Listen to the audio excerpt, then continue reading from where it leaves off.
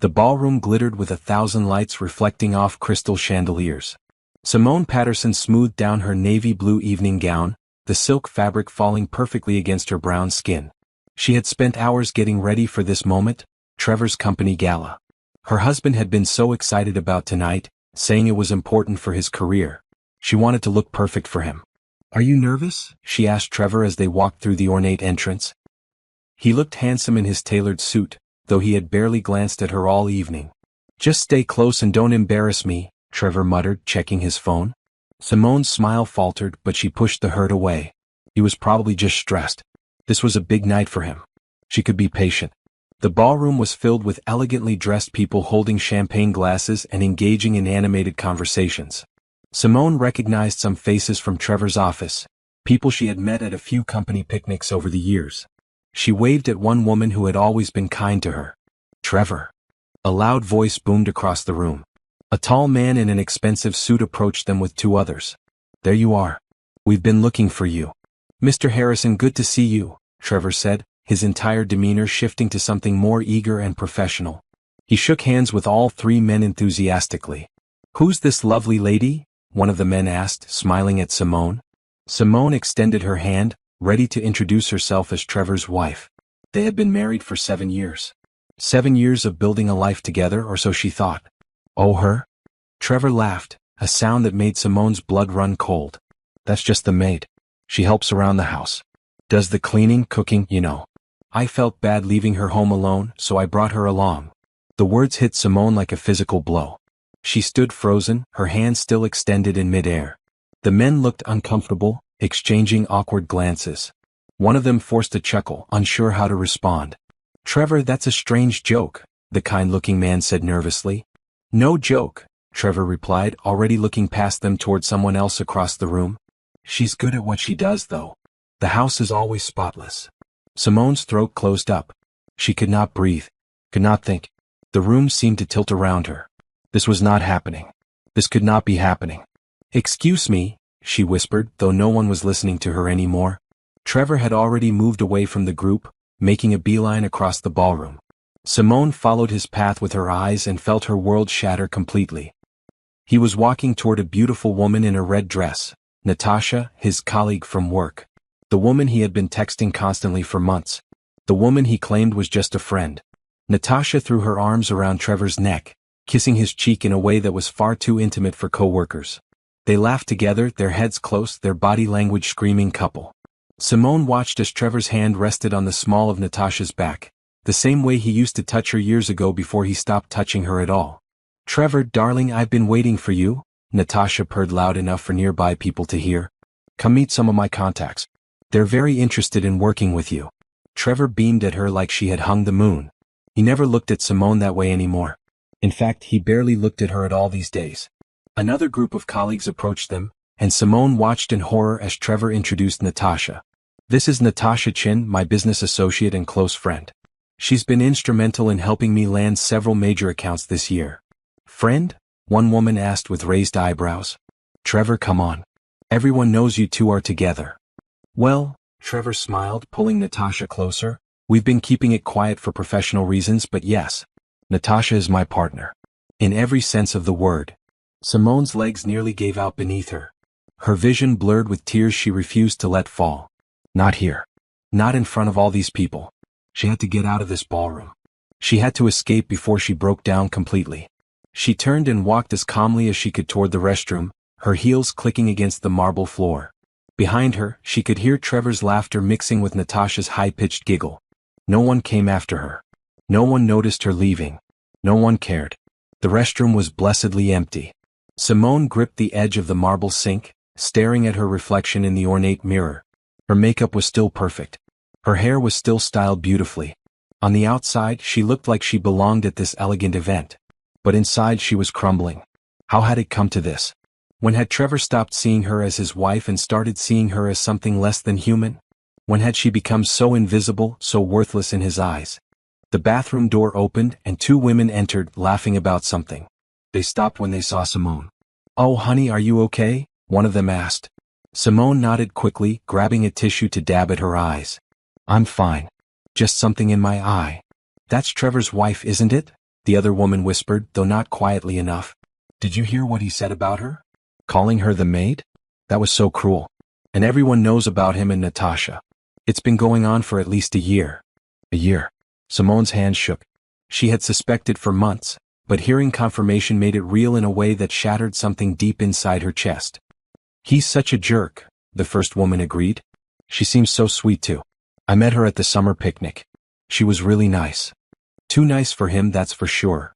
Simone straightened up, forcing herself to breathe normally. She could not fall apart here. She would not give Trevor or Natasha or anyone else the satisfaction of seeing her destroyed. She had worked too hard, come too far, sacrificed too much to crumble now. These women did not know the truth. No one in this ballroom knew the truth. And maybe it was time to show them all exactly who Simone Patterson really was. Simone stood in the restroom for another 5 minutes after the two women left, composing herself. Her phone buzzed in her clutch. She pulled it out and saw a text from Harrison Rothschild. Where are you? It's almost time. Are you ready? She typed back quickly, yes. I'm ready. Another text came through immediately. Good. This is going to be magnificent. Trevor has no idea what's coming. Simone allowed herself a small, cold smile. No, Trevor had absolutely no idea. He had spent the last 7 years of their marriage dismissing her intelligence, belittling her dreams, and treating her like she was too stupid to understand anything beyond household chores. He had no clue what she had been building in secret. The door opened again and an older woman in an elegant silver gown entered. She looked at Simone with kind eyes. Are you all right, dear? I saw what happened out there. That was unacceptable behavior from your husband. I'm fine, Simone said, checking her makeup one last time. Actually, I'm better than fine. I'm about to have the best night of my life. The woman looked confused but smiled. That's the spirit. Simone walked back into the ballroom with her head held high. The massive room was even more crowded now, filled with the city's business elite. She spotted Trevor immediately. He was still with Natasha, both of them holding champagne glasses and laughing with a group of executives. Natasha's hand rested possessively on Trevor's arm. She whispered something in his ear and he grinned, kissing her temple. The gesture was casual, comfortable, the behavior of two people who had been together for a long time. How many people in this room knew about their affair? How many had been laughing at Simone behind her back? She made her way through the crowd, not toward Trevor but toward the stage where Harrison Rothschild stood talking to the event coordinator. Harrison saw her approaching and excused himself from his conversation. Simone, he said warmly, grasping both her hands. I'm so sorry about earlier. I heard what Trevor said. That man is a complete fool. Yes, Simone agreed, her voice steady. Yes, he is. But he's about to find out just how big a fool. Harrison's eyes sparkled with something that looked like justice. The presentation is ready. Are you absolutely sure about this? Once we do this, there's no going back. Your life will change completely. My life already changed the moment he called me a maid in front of his colleagues, Simone said, and then paraded his mistress around like I don't exist. I'm not hiding anymore, Harrison. I'm done being invisible. Then let's make you impossible to ignore. While Harrison went to coordinate with the sound team, Simone found a quiet corner near the bar. She closed her eyes and let the memories wash over her, memories she had been suppressing for years. She remembered the day Trevor told her she was too dumb to understand his work, that she should focus on keeping the house clean instead of bothering him with questions. She remembered every time he laughed at her dreams of going back to school, telling her she was not smart enough for college. She remembered the countless times he made her feel small, worthless, stupid. What Trevor never knew was that Simone had gone back to school anyway. She had enrolled in online courses, studying business and finance at night after he fell asleep. She had earned her bachelor's degree and then her MBA, all in secret. She had read every book on investing she could find. She had taught herself market analysis, portfolio management, risk assessment. And then she had started investing. Small amounts at first, money she made from freelance bookkeeping jobs she did online while Trevor thought she was just watching television during the day. She had turned hundreds into thousands and thousands into tens of thousands. Her natural talent for reading market trends and identifying undervalued investments had quickly caught the attention of several small firms. 2 years ago, Harrison Rothschild's company had been on the verge of bankruptcy. Simone, using a business name that hid her identity, had approached him with a detailed analysis of his company's problems and a comprehensive recovery plan. She had offered to invest a significant amount of her own money if he implemented her strategies. Harrison had been skeptical at first. Who was this mysterious investor? But Simone's plan had been flawless. Within 6 months, his company had not only recovered but had become one of the most profitable firms in the region. Simone's investment had grown exponentially, and she had continued advising Harrison on major decisions. She now owned 40% of Rothschild Industries. She had her own investment firm that she ran under her business name. She had more money in her personal accounts than Trevor would earn in his entire lifetime. And he had no idea. He thought she was just his maid. The lights in the ballroom dimmed slightly, drawing everyone's attention to the stage. Harrison stepped up to the microphone, his presence commanding immediate silence. "Good evening, everyone. Thank you so much for joining us at this year's Rothschild Industries Charity Gala." Applause filled the room. "Tonight is special for many reasons, but mainly because I get to do something I've been waiting 2 years to do." Simone moved closer to the stage, positioning herself where she could see Trevor's face. He looked bored, checking his phone while Natasha whispered something to the people around them. He had no interest in Harrison's speech. He was probably planning to leave early with Natasha. 2 years ago, Harrison continued, my company was failing. I had made poor decisions, trusted the wrong advisors, and watched decades of work crumble before my eyes. I was on the verge of bankruptcy, of losing everything. And then an angel appeared, though I did not know it at the time. Trevor yawned, not even trying to hide it. Simone's jaw tightened. An investor reached out to me with a plan. A brilliant, comprehensive, flawless plan that not only saved my company but turned it into the thriving success it is today. This investor asked to remain anonymous, refusing all public recognition or credit. But tonight that changes. Interest rippled through the crowd. Even Trevor looked up from his phone, mildly curious now. Harrison smiled, looking directly at Simone. "Ladies and gentlemen, it is my profound honor and privilege to introduce you to the woman who saved my company, who changed my life, and who is quite possibly the most brilliant financial mind I have ever encountered. Please welcome Simone Patterson, founder and CEO of Patterson Investment Group, and the majority shareholder of Rothschild Industries." The ballroom erupted in applause. Simone stepped onto the stage, her heart pounding but her steps confident. The spotlight illuminated her, and she saw Trevor's face go completely white. His mouth fell open. The champagne glass in his hand slipped, crashing to the floor. Natasha looked confused, glancing between Simone on stage and Trevor's shocked expression. "Who is that?" she asked loud enough for people nearby to hear. "Trevor, who is that woman?" But Trevor could not answer. He just stared, his entire body rigid with shock, as Simone took the microphone from Harrison with a gracious smile. Simone stood center stage, the spotlight warm on her skin. The applause continued, rolling through the ballroom like thunder. She could see faces in the crowd, some shocked, some impressed, some delighted by the unexpected turn of events. But her eyes kept finding Trevor's face. He looked like he might be sick. "Thank you, Harrison," Simone said into the microphone, her voice steady and professional. "And thank you all for that warm welcome." The applause died down and hundreds of eyes focused on her. She had practiced this moment in her mind countless times, but she had never imagined it would feel this powerful, this liberating. "Many of you may not know me, though some of you have seen me before at company events. I'm Trevor Patterson's wife." She paused, letting that sink in. "Or more accurately, as my husband introduced me earlier this evening, I'm his maid." Uncomfortable laughter rippled through the crowd. People started whispering. Simone saw Trevor try to move toward the exit, but Natasha grabbed his arm, demanding to know what was happening. The confusion on Natasha's face was almost as satisfying as the terror on Trevor's.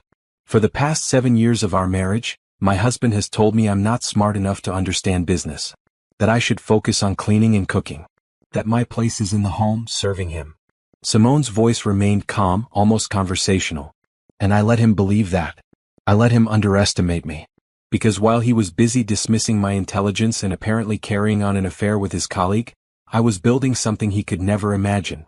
The whispers grew louder. Several people were now openly staring at Trevor and Natasha. Trevor's face had gone from white to red, his hands clenched into fists at his sides. "I earned my MBA through online courses, studying every night after my husband went to sleep. I taught myself investment strategy, market analysis, portfolio management. I started with small freelance jobs and invested every penny I earned. Within 3 years, I had built a substantial portfolio. And then I met Harrison." Harrison stepped forward, placing a supportive hand on her shoulder. "Simone came to me when no one else would. Every bank had refused me loans. Every investor had written me off. But she saw potential where others saw failure.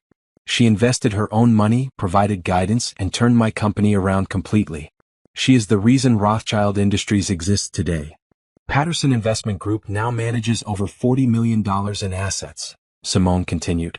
We specialize in finding undervalued companies and helping them achieve their full potential. We focus particularly on businesses owned by women and minorities who are often overlooked by traditional investment firms. My company has a 92% success rate, and we're opening our new headquarters next month right here in the city. The applause returned, louder this time. Several people stood, giving her a standing ovation. Simone saw Trevor push through the crowd, trying to reach her. Security guards she had arranged with Harrison earlier moved to block his path. "Let me through," Trevor shouted. "That's my wife. I need to talk to her." "Your wife?" Harrison said into the microphone, his voice dripping with disdain. "You mean your maid? I think your maid is busy right now, Trevor. She has more important things to do than clean up your messes." Laughter exploded through the ballroom. Trevor's face turned purple with rage and embarrassment. He pointed at Simone, shouting something that was drowned out by the crowd's noise. Natasha had disappeared into the crowd, clearly not wanting to be associated with the spectacle Trevor was making. Simone continued her speech, ignoring Trevor's outburst. "I want to thank everyone who will be attending our grand opening next month. Harrison has been an incredible partner and friend, and I look forward to many more years of success together. I also want to announce that Patterson Investment Group will be launching a mentorship program for women who want to enter the finance industry but don't have traditional access or support. Because no one should ever be told they're not smart enough to achieve their dreams." The crowd roared with approval. Women in the audience were wiping tears from their eyes. Several approached the stage, wanting to shake Simone's hand. She spent the next 20 minutes talking with admirers, accepting business cards, and discussing potential collaborations. Through it all, she could see Trevor pacing near the exit, his phone pressed to his ear. He kept looking at her with an expression that mixed rage, disbelief, and something that might have been fear. Let him be afraid. Let him wonder what else she knew.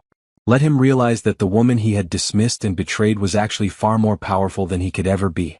When the official presentations ended and the gala returned to a regular cocktail party atmosphere, Simone descended from the stage. Immediately, she was surrounded by people wanting to talk business, ask questions, congratulate her. Harrison stayed close, running interference when anyone got too aggressive or demanding of her time. "You were magnificent," Harrison whispered during a brief moment alone. "Absolutely magnificent." "Thank you for believing in me," Simone said. "And for keeping my secret all this time." "It was the hardest secret I've ever kept," Harrison admitted. "Especially when I met Trevor at that marketing conference last year and realized what kind of man he was. I wanted to punch him in the face when he talked about his simple wife, who didn't understand his work. Well, he understands now. Speaking of which," Harrison nodded toward the bar area, "your husband appears to be attempting to drown himself in scotch. Should I have security remove him?" Simone looked over and saw Trevor slumped at the bar, his tie loosened and his hair disheveled. Natasha was nowhere in sight. Smart woman, cutting her losses early. Trevor kept glancing at Simone, his expression a mixture of confusion and desperation. "No," Simone said. "Let him stay. Let him watch while I network with people who actually respect me. Let him see what he threw away." "You're not going to talk to him?" "What would I say?" Simone replied. "He made his choice when he introduced me as his maid. When he brought his mistress to a public event. When he spent years making me feel worthless. I have nothing to say to him except goodbye, and my lawyer will handle that conversation." Harrison squeezed her hand. "You're going to be just fine, Simone. Better than fine. You're going to be extraordinary." "I already am," Simone said with a smile. "I just needed the world to see it." The rest of the evening passed in a blur of conversations and connections. Simone exchanged contact information with at least 30 people who wanted to work with Patterson Investment Group. Several magazine editors asked for interviews. A producer from a financial news program invited her to appear as a guest expert. By the end of the night, her phone was full of messages from people who had looked up her company online and were impressed by what they found. Trevor tried to approach her 3 more times, but each time security intercepted him. The last attempt was particularly pathetic. He was clearly drunk, stumbling slightly as he pushed past people trying to reach her. Harrison had him escorted out of the building entirely. "Mrs. Patterson," one of the security guards said as the Gala wound down, "your husband is waiting outside. He says he needs to talk to you. Should we call the police?" "No need," Simone said calmly. I'll talk to him. But I want you standing nearby just in case. She walked out into the cool night air. Trevor was sitting on the steps of the building, his head in his hands. He looked up when he heard her heels clicking on the pavement. His eyes were red, whether from drinking or crying she could not tell. Simone, he said, standing up unsteadily. Baby, please. We need to talk. Don't call me baby, Simone said, her voice ice cold. You lost that right when you called me your maid in front of your colleagues. I didn't mean it. Trevor protested, reaching for her. She stepped back and the security guard moved closer. It was just a joke. A stupid joke. You know I didn't mean it. A joke, Simone repeated flatly. Like how your affair with Natasha is a joke. Like how you've been stealing from our joint account to buy her gifts is a joke. Like how you've been telling everyone at your office that I'm too stupid to understand real work is a joke. Trevor's face crumbled. You know about Natasha? I've known for over a year, Simone said. I have copies of every hotel receipt, every credit card statement, every text message. My lawyer has all the evidence ready for the divorce proceedings. Divorce? Trevor swayed on his feet. No, Simone, we can work this out. I made mistakes, okay? I know I did. But we can fix this. We can go to counseling. I'll end things with Natasha right now. I'll do whatever you want. I don't want anything from you, Simone said. Except a divorce. But you love me, Trevor said desperately. We've been together for 7 years. You can't just throw that away. I'm not throwing it away, Simone corrected. You already did that. I'm just finally admitting it's gone. How long? Trevor demanded, anger creeping into his voice now. How long have you been planning this? That company, that money? When did you build all that? While you were busy cheating on me and treating me like garbage? Simone said simply. I used my intelligence, the intelligence you told me I didn't have, and I built an empire. All those nights you thought I was just watching television? I was studying, taking classes, building a business, making investments, becoming successful. Without you. Despite you. That money is half mine, Trevor said, his tone turning nasty.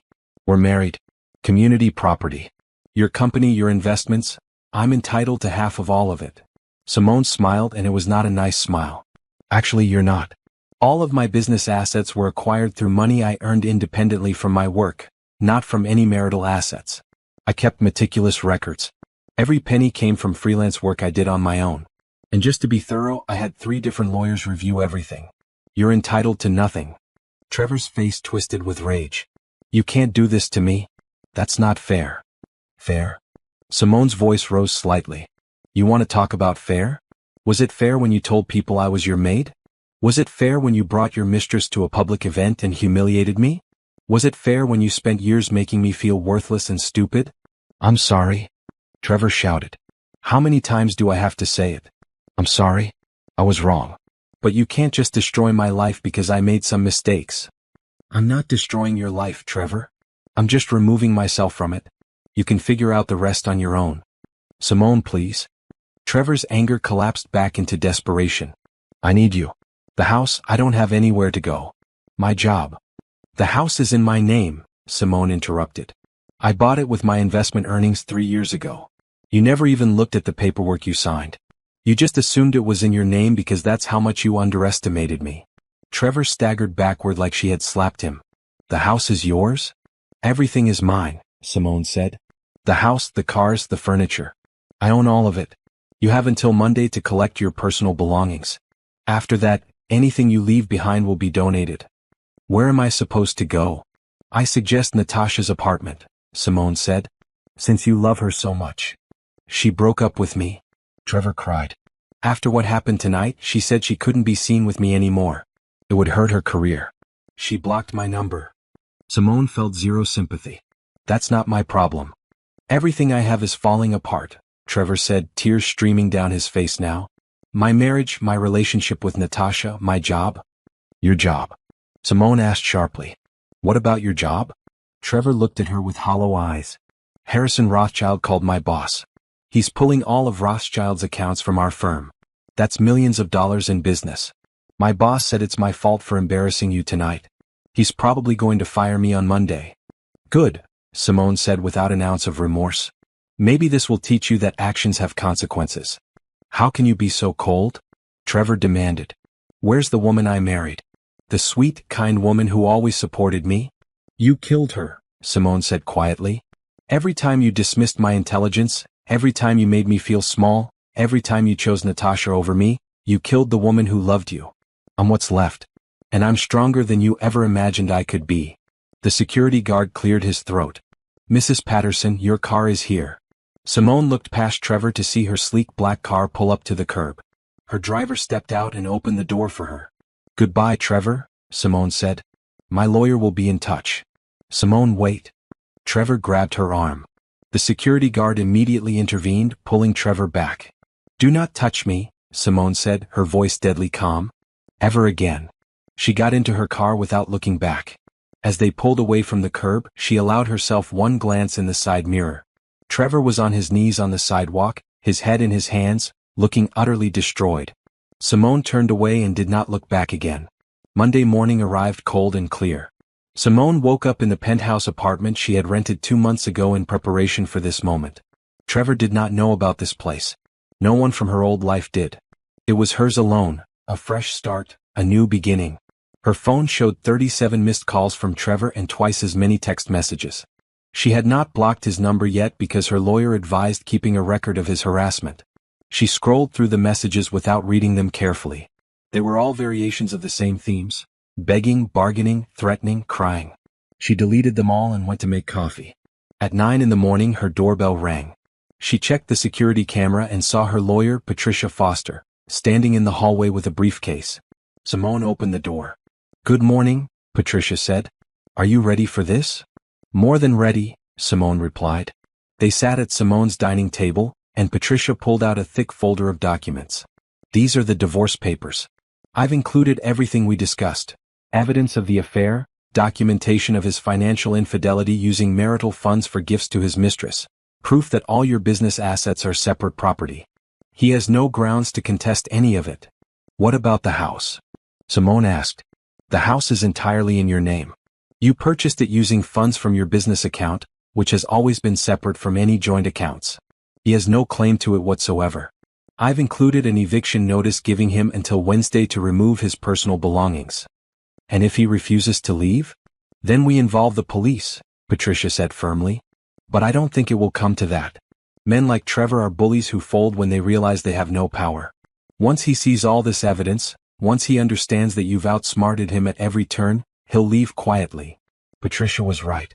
At 2 in the afternoon she accompanied Simone to the house. Trevor's car was in the driveway, which meant he was home. Probably wallowing in self-pity and day drinking, Simone thought. She unlocked the door with her key. Trevor was sitting on the couch in sweatpants and an old shirt, empty beer bottles on the coffee table. He looked like he had not showered since the gala. He stood up when he saw them. Simone, he said. Thank God. I've been trying to reach you all weekend. We need to talk about. We're not here to talk, Patricia interrupted. I'm Patricia Foster, Mrs. Patterson's attorney. These are divorce papers. You're being served. She held out the manila folder. Trevor stared at it like it was a snake. I'm not signing anything, he said. Not until we talk about this like adults. You don't have to sign anything today, Patricia said calmly. But you do have to vacate this property by Wednesday at 5 p.m. This house belongs entirely to Mrs. Patterson, and she is exercising her right to remove you from the premises. This is my house, Trevor shouted. I've lived here for 3 years. No, Simone said, speaking for the first time. This is my house. I bought it. The deed is in my name only. You just lived here because I allowed it. And now I'm revoking that permission. Patricia opened the folder and pulled out a copy of the house deed. As you can see, Simone Elizabeth Patterson is the sole owner of this property. You are legally a guest who has overstayed their welcome. If you do not leave voluntarily, we will pursue a formal eviction through the courts. Trevor's hands shook as he looked at the document. I don't understand. When did you buy this house? I thought we bought it together. You never looked at the paperwork, Simone said. You just signed where I told you to sign, assuming everything was how you wanted it. You were so certain I was too stupid to deceive you that you never bothered to read what you were signing.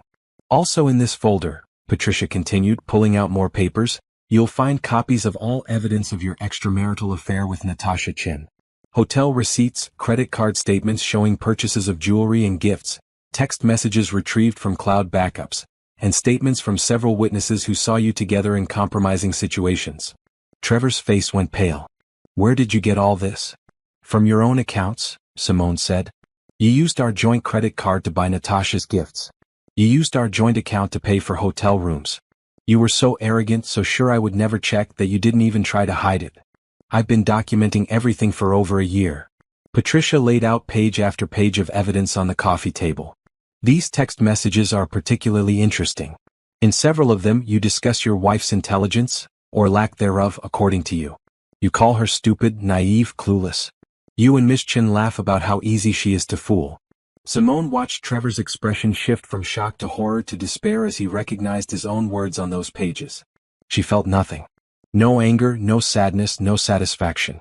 Just cold determination to be done with this chapter of her life. You can't do this, Trevor whispered. This will ruin me. I'm not doing anything, Simone said. You did this to yourself. I'm just making sure you face the consequences. What about Natasha? Trevor asked desperately. Is she getting served too? Miss Chin is not my concern, Patricia said. Though I understand she's also being evicted from her apartment, as the building happens to be owned by a subsidiary of Rothschild Industries. Mr. Rothschild takes loyalty very seriously, and Miss Chen's behavior at the gala reflected poorly on his company. Trevor sank back onto the couch, his head in his hands. My job, my relationship, my home, I'm losing everything. Welcome to consequences, Simone said. You have until Wednesday to pack your things and leave. If you're not gone by 5 p.m., the police will remove you. Where am I supposed to go? Trevor asked, looking up at her with red-rimmed eyes. That's not my problem anymore, Simone said. She turned to leave, then paused. Actually, Trevor, I want you to know something. I don't hate you. I don't feel anything for you at all anymore. You're just a mistake I'm correcting. A chapter I'm closing. You're already irrelevant to my life. She walked out of her house, and did not look back. By Tuesday afternoon, the consequences of Trevor's actions had rippled far beyond his personal life. Simone sat in Harrison's office, discussing upcoming business ventures, when his assistant brought in the afternoon news. You're going to want to see this, the assistant said, turning on the television. The local business news channel was running a segment about the weekend's gala. Footage showed Simone on stage, Harrison introducing her, and the crowd's enthusiastic response. But it also showed Trevor's outburst, his attempt to reach the stage, security escorting him out. The commentators were not kind. In a stunning display of arrogance and ignorance, the female anchor said, Trevor Patterson of Marcus & Holmes Marketing introduced his wife, the brilliant investor Simone Patterson, as his maid before the truth was revealed. The incident has sparked conversations about workplace misogyny and the tendency to underestimate women, particularly women of color, in the business world. Patterson Investment Group has gained considerable attention since Saturday night, the male anchor added. Their website crashed from traffic overload, and they've reportedly received thousands of inquiries from potential clients. Meanwhile, Trevor Patterson's employer, Marcus & Holmes Marketing, has lost several major accounts following the incident. The segment included an interview with Trevor's boss, a stern-looking man in his 60s. While we cannot discuss individual employee matters, I can confirm that Marcus & Holmes Marketing has parted ways with Trevor Patterson. His behavior was unacceptable and does not reflect our company's values. We deeply regret any harm caused to Mrs. Patterson and have reached out to her personally to apologize. Harrison muted the television and looked at Simone. How are you holding up? I'm fine, Simone said honestly. Better than fine actually. My phone hasn't stopped ringing with new business opportunities. I've had to hire 2 assistants just to manage the response. I heard from my contact at First National Bank, Harrison said. Trevor tried to open a line of credit there yesterday. They rejected him outright. The banker said he couldn't risk being associated with Trevor after what happened at the gala. Apparently, the story has spread through every major financial institution in the city. Simone felt a twinge of something, not quite guilt, but maybe acknowledgement of how thoroughly Trevor's life was unraveling. I never intended for it to get this big. You didn't do anything, Harrison reminded her. Trevor destroyed his own reputation. You just refused to let him destroy yours along with it. Patricia called later that afternoon with more updates. Trevor left the house this morning. He took his clothes and personal items. Left everything else. No damage, no problems. He's staying at some budget motel across town. Good, Simone said. What about the divorce proceedings? His lawyer reached out. Trevor wants to negotiate. He's asking for spousal support, claiming he's unemployed and needs financial assistance while he finds a new job. Simone laughed out loud. Spousal support? After everything he's done. I told his lawyer absolutely not. You have grounds for divorce based on his adultery. In this state, that affects spousal support considerably. I also pointed out that his unemployment is a direct result of his own actions, not economic circumstances. No judge will award him support under these conditions. What did his lawyer say? He agreed, Patricia said. I think Trevor's lawyer knows he has no case. We should have this finalized within 60 days. No spousal support, no property division, clean break. You'll walk away with everything you built, which is everything of value anyway. That was easier than I expected, Simone admitted. Because you did everything right, Patricia said. You documented everything, protected your assets, kept your business separate. Trevor has nothing to stand on. His lawyer knows it, and deep down Trevor knows it too. That evening, Simone sat in her penthouse apartment reviewing the plans for her company's grand opening next month. She had hired a prestigious event planning firm to coordinate everything. The guest list included politicians, business leaders, community activists, and media representatives. It would be the official debut of Patterson Investment Group as a major player in the finance industry. Her phone buzzed with a call from an unknown number. Against her better judgment, she answered. Hello? Simone? It's me. Trevor. She should have hung up immediately, but curiosity kept her on the line. What do you want? I just wanted to say I'm sorry, Trevor said. His voice sounded hollow, defeated. I know you don't care, and I know it doesn't change anything. But I needed to say it. I'm sorry for everything. For how I treated you. For Natasha. For all of it. Simone waited to feel something. Triumph, vindication, closure. But there was nothing. Just emptiness where her feelings for Trevor used to be. Okay, she said. You said it. Now don't call me again. Wait, Trevor said quickly. Can I ask you one question? What? Why did you stay? If you were building all this, if you were so successful, why did you stay with me for so long? Why didn't you leave years ago? Simone thought about that question. It was fair in a way. Because part of me kept hoping you would see me. Really see me. I kept thinking maybe if I just tried harder, loved you better, supported you more, you would eventually appreciate me. It took me too long to realize you never would. That you couldn't see past your own ego long enough to recognize who I actually was. I see you now, Trevor said quietly. Too late, Simone replied. Years too late. I know. I just wanted you to know that I finally understand what I lost. You were right there the whole time, and I was too stupid and too arrogant to see it. Goodbye, Trevor. Simone. She hung up. Then she blocked his number. That chapter was officially closed. The next 4 weeks passed in a whirlwind of activity. Simone threw herself completely into her business, and the universe seemed to reward her focus. Patterson Investment Group's client list grew exponentially. Major media outlets requested interviews. Financial magazines wanted to feature her on their covers. Business schools invited her to give guest lectures. The grand opening of her company headquarters fell on a perfect spring day. The building itself was a statement, a sleek, modern structure in the heart of the downtown business district. 10 floors of offices, conference rooms, client meeting spaces, and a state-of-the-art trading floor. Simone had purchased the building outright using her investment earnings. No loans, no debt, complete ownership. The event attracted over 500 guests. Television crews set up cameras outside. Print journalists crowded the lobby. Simone had hired additional security to manage the crowd. She stood at the entrance in a stunning white suit, greeting guests personally as they arrived. Harrison arrived early with his executive team, all of them beaming with pride. Patricia came with several other lawyers who specialized in business law, all interested in potential partnerships. Local politicians showed up, recognizing good public relations when they saw it. You did it, Harrison said, hugging her tightly. You really did it. We did it, Simone corrected.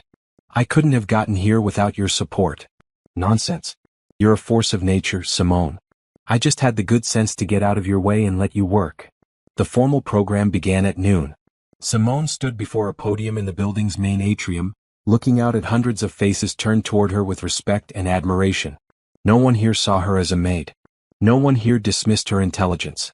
No one here underestimated her. Thank you all for coming to celebrate this incredible milestone, Simone began. 5 years ago, I was just a woman with a dream and a calculator.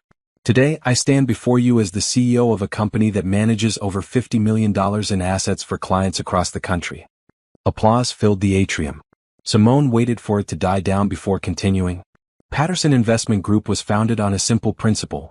Everyone deserves access to quality financial advice and investment opportunities, regardless of their background or traditional credentials. We specialize in working with clients who have been overlooked or dismissed by larger firms. We believe in potential, not pedigree. More applause. Simone saw several women in the audience wiping tears from their eyes. Today, I'm proud to announce the launch of our mentorship program. We will be taking on 20 women per year, women who want to enter the finance industry but lack traditional access or support. We will provide education, training, networking opportunities, and seed funding for their own investment portfolios. Because no one should ever be told they're not smart enough or good enough to succeed. The applause became thunderous. Several people stood, creating a standing ovation that spread through the entire atrium. Simone felt emotion swell in her chest, not sadness or anger, but pure pride in what she had built from nothing. After the formal program, she spent hours networking, shaking hands, discussing potential collaborations. Her face hurt from smiling, but it was genuine happiness. She was surrounded by people who valued her mind, respected her accomplishments, and saw her as an equal. Simone Patterson? A young woman approached her nervously. I'm sorry to interrupt, but I had to tell you, you're my hero. I'm in my first year of business school, and I've been following your story since the Gala. You've inspired me to pursue investment banking even though my professors keep suggesting I focus on retail or consumer marketing instead. Don't listen to them, Simone said firmly. If investment banking is your passion, pursue it relentlessly. And if you ever need advice or guidance, my door is always open. Here's my card. The young woman took the business card like it was made of gold. Thank you so much. You have no idea what this means to me.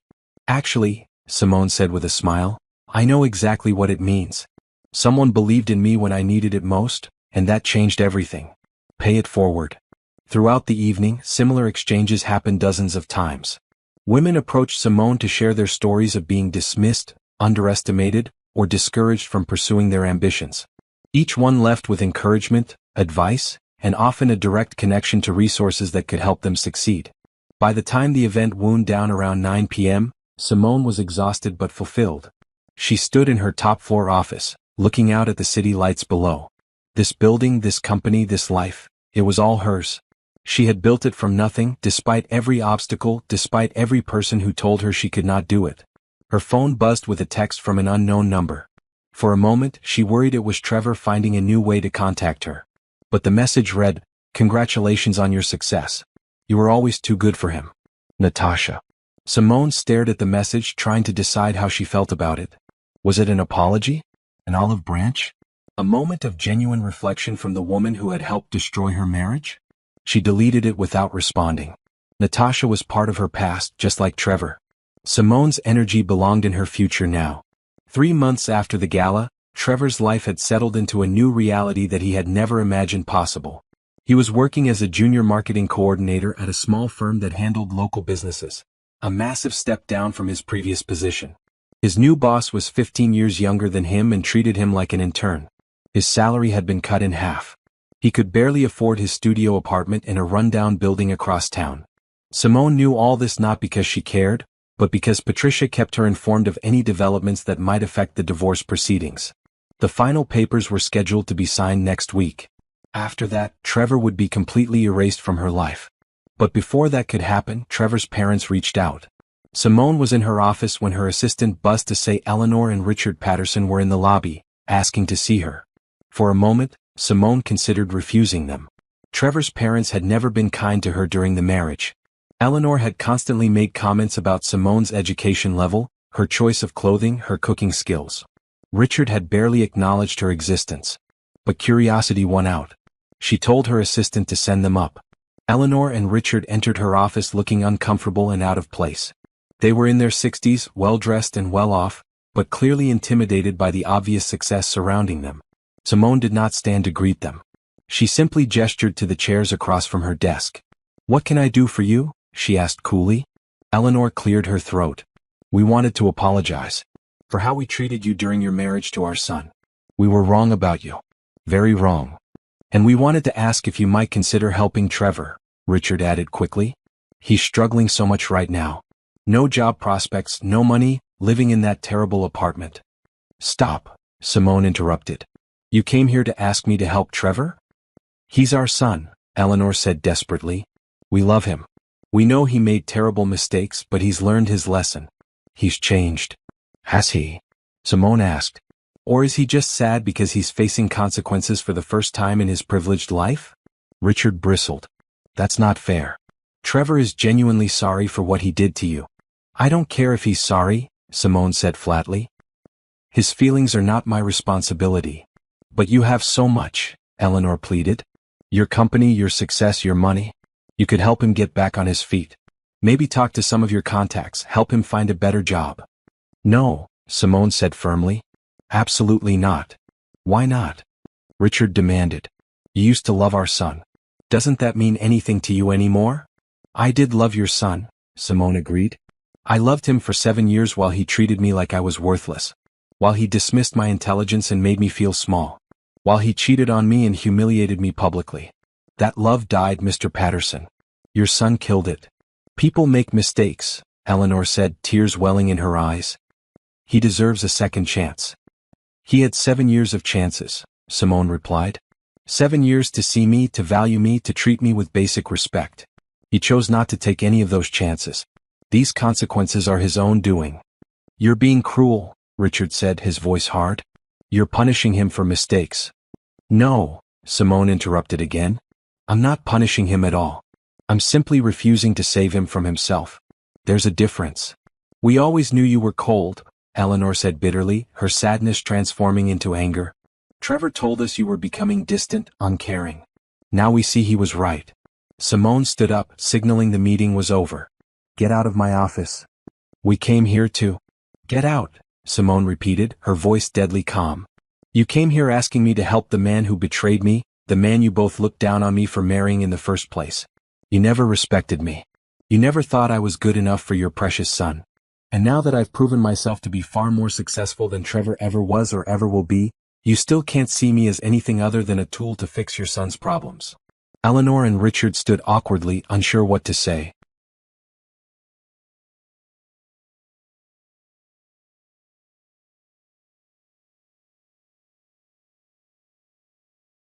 More applause. Simone glanced at Trevor again. His head was bowed, his hands gripping the armrests of his seat. Some people will try to make you feel guilty for your success. They'll say you're being cold or cruel by not helping them after they've hurt you. But remember, choosing yourself is not cruelty. Protecting your peace is not punishment. And refusing to save someone from their own consequences is not vindictiveness, it's wisdom. The speech ended to thunderous applause.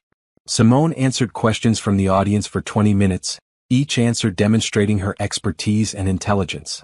Then she was escorted off stage for a meet and greet with conference attendees. The line of people wanting to talk to her stretched through the convention center. For over an hour, she shook hands, posed for photos, and exchanged business cards. And then Trevor appeared at the end of the line. Simone, he said when he finally reached the front. Can we talk? Please. Just 5 minutes. Tanya stepped forward protectively. Mrs. Patterson doesn't have time. It's fine, Simone said. 5 minutes. She led him to a quiet corner of the convention center, away from the crowds. Trevor looked nervous, shifting his weight from foot to foot. Your speech was incredible, he said. You were always smart. I just couldn't see it. I know, Simone said. That's not my problem anymore. I want you to know I've changed, Trevor continued in a rush. I'm in therapy now. I'm working on myself. I understand why you left. I understand what I did wrong. And I'm so sorry. Okay, Simone said neutrally. I was hoping maybe we could try again. Start over. I know I don't deserve it, but I've changed. I see you now. I understand your value. We could make it work this time. Simone looked at him for a long moment, searching for any trace of the feelings she used to have. There was nothing. Just a mild pity for this man who still did not understand. Trevor, she said gently, I don't think about you anymore. At all. You're not part of my life, not part of my thoughts, not part of my future. What you did to me was terrible, and I'm glad I got away from you. But I've moved so far beyond that pain that you're just not relevant anymore. I could be relevant again, Trevor said desperately. I could support you this time. Be the partner you deserved all along. I understand your work now. I respect it. I respect you. You respect my success, Simone corrected. You respect my money and my status. But you never respected me as a person when I had nothing. And that's the difference between us. I loved you when you were just Trevor. You only want me now that I'm Simone Patterson, CO. That's not love. That's opportunism. That's not fair, Trevor protested weakly. It's completely fair, Simone replied. You had 7 years to see me, to value me, to treat me well. You chose not to. Now you've lost that chance forever. I hope therapy helps you become a better person for whoever comes next in your life. But that person will never be me again. So that's it? Trevor asked, tears forming in his eyes. Just like that, we're done forever? We've been done forever since the moment you called me your maid, Simone said. This conversation is just confirming what we both already knew. Security appeared, signaling that Simone needed to return to the conference for her next obligation. She started to walk away, then paused and looked back at Trevor one more time. For what it's worth, she said, I hope you do change.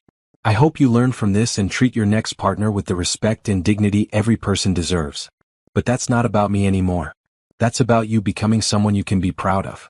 Good luck, Trevor. She walked away and did not look back. Trevor stood alone in the corner, watching her disappear into the crowd of admirers and colleagues who actually valued her. 1 year after the gala that changed everything, Simone stood in another ballroom. But this time she was not a guest. She was the host. Patterson Investment Group's first annual charity gala was the event of the season. The proceeds would fund her foundation, Patterson Empowerment Initiative, which provided financial education, business training, and seed funding for women escaping difficult circumstances. The ballroom was even more magnificent than the Rothschild Gala had been. Crystal chandeliers cast warm light over tables decorated with elegant centerpieces. A live orchestra played soft music. 500 guests, the city's most influential business leaders, politicians, philanthropists, and community activists, filled the space. Simone wore a stunning silver gown that made her dark skin glow. She moved through the crowd with confidence, greeting guests with genuine warmth. No fear, no anxiety, no worry about being disrespected or dismissed. Everyone here knew exactly who she was and they treated her accordingly. Simone. Harrison approached with his wife, both of them beaming. This is magnificent. You've outdone yourself. Thank you for being here, Simone said, hugging them both. And thank you for everything you've done to support the foundation. Are you kidding? Your foundation is changing lives. We're honored to be part of it.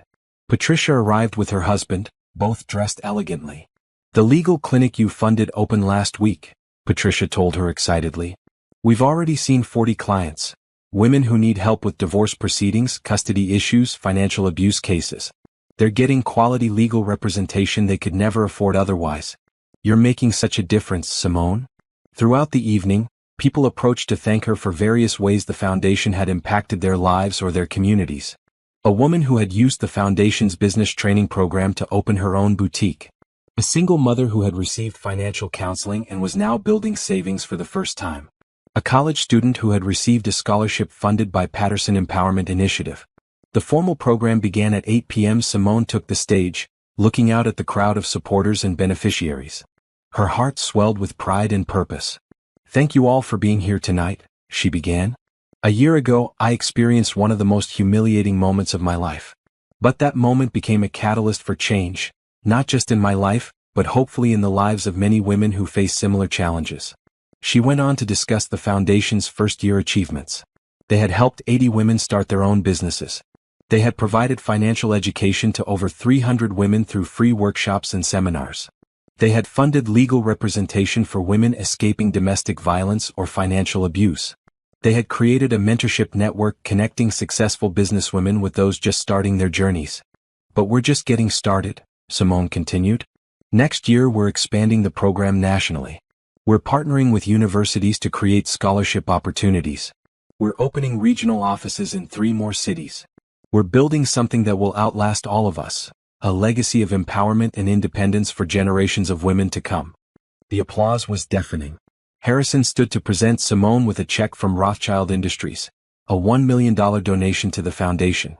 Several other major donors followed, announcing significant contributions.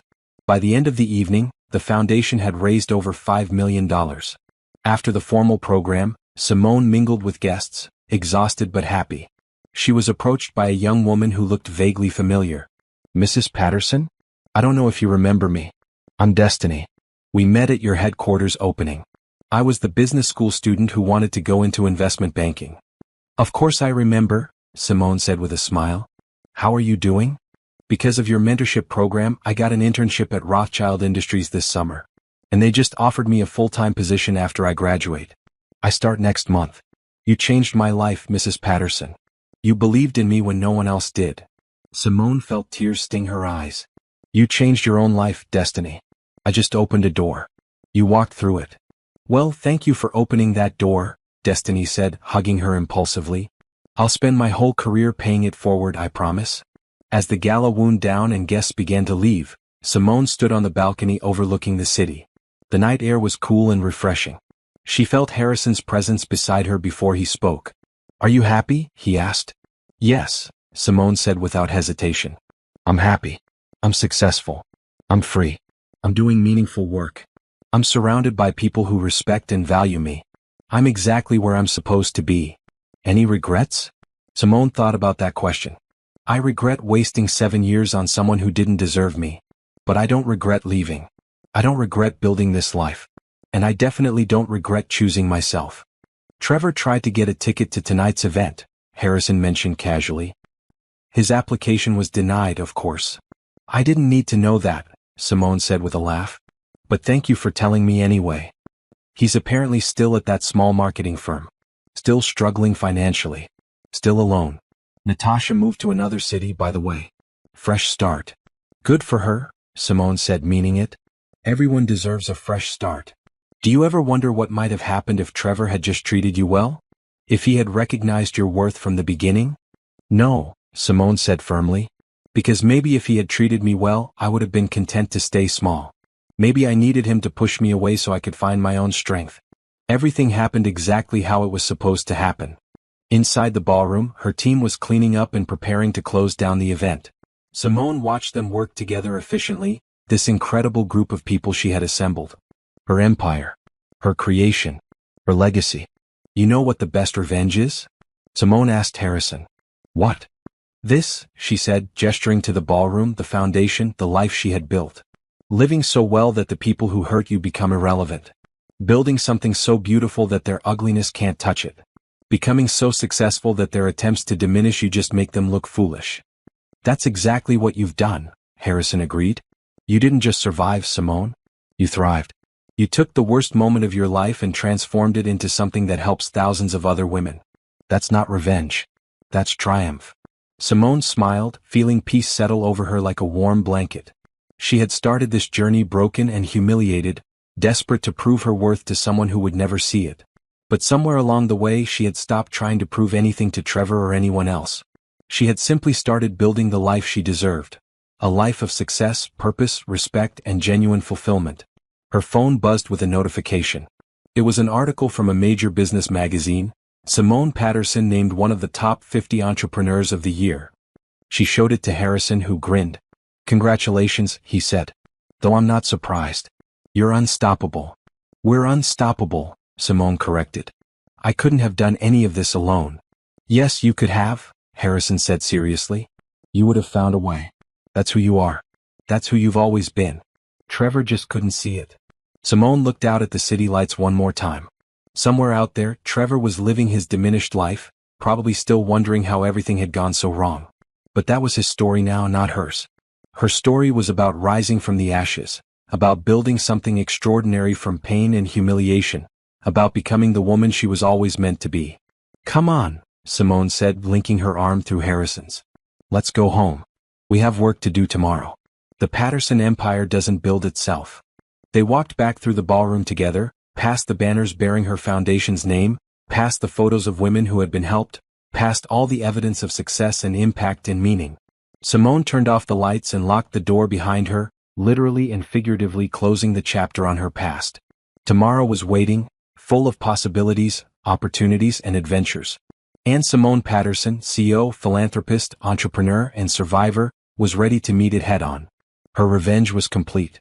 Not because she had destroyed Trevor, but because she had built something so magnificent that his betrayal had become nothing more than a footnote in her incredible story. She was free. She was powerful. She was happy. And that, she realized, was the greatest victory of all.